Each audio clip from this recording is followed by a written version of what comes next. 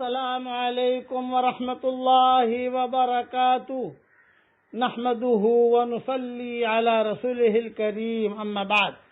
آج کا سبق سن لیجئے۔ آج کے سبق کی سرخی ہے اولاد کی تربیت، حصہ نمبر 9۔ اولاد کے ساتھ ہمیشہ برابری کا سلوک کیجیے اور اس معاملے میں بے اعتدالی سے بچنے کی پوری کوشش کیجیے۔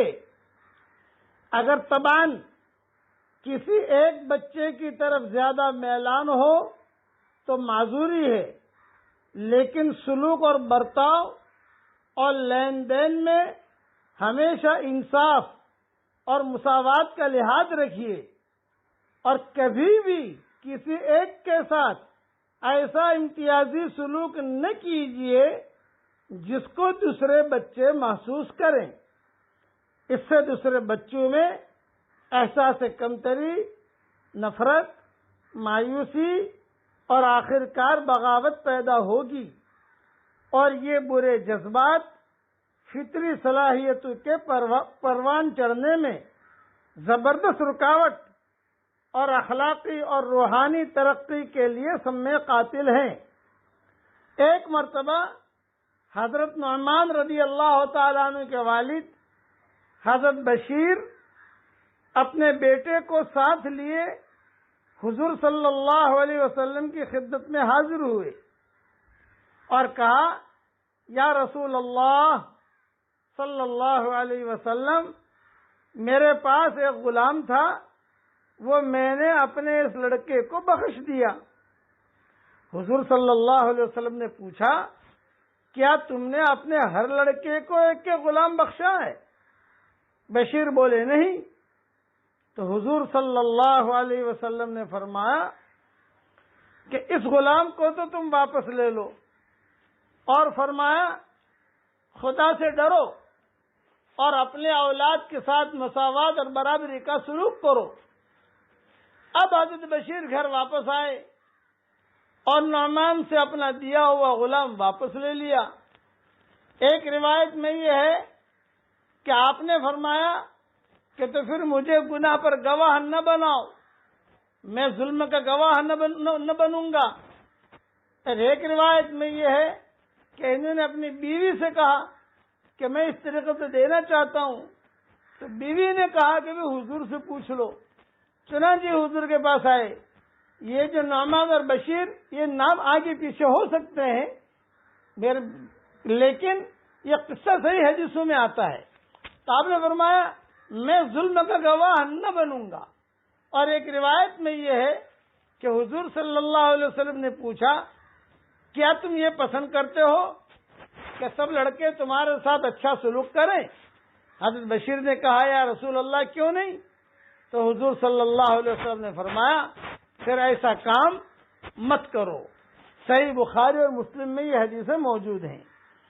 بچوں کے سامنے ہمیشہ اچھا عملی نمونہ پیش کیجیے۔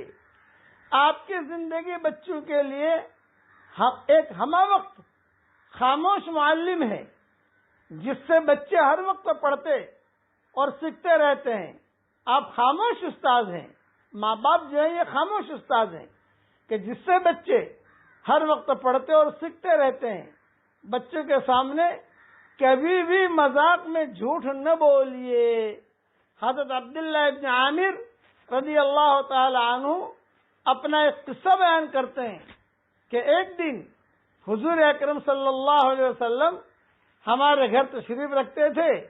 میری والدہ نے مجھے بلایا اور کہا، یہاں آ، میں تجھے چیز دوں گی۔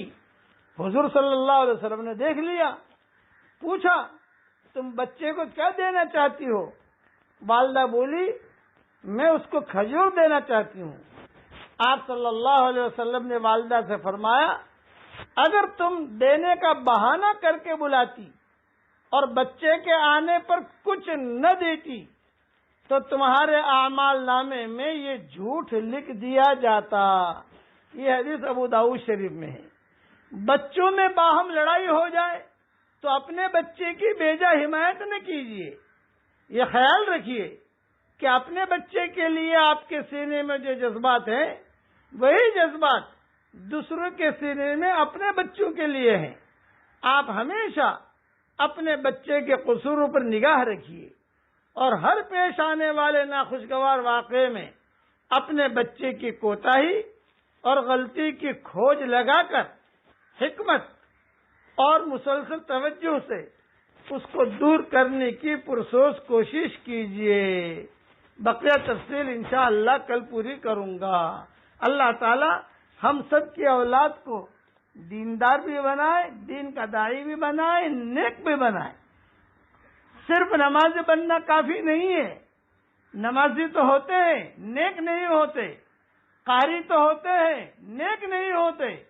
عالم تو ہوتے ہیں، نیک نہیں ہوتے. مفتی تو ہوتے ہیں، نیک نہیں ہوتے. اسی لیے قرآن میں کہا الیس البر ان تولوا وجوہکم قبل المشرق والمغرب. اس لیے ہمارے بچے دیندار بنے، نیک بنے، تقوی والے بنے. اللہ تعالی ہمارے دعاؤں کو قبول فرمائے.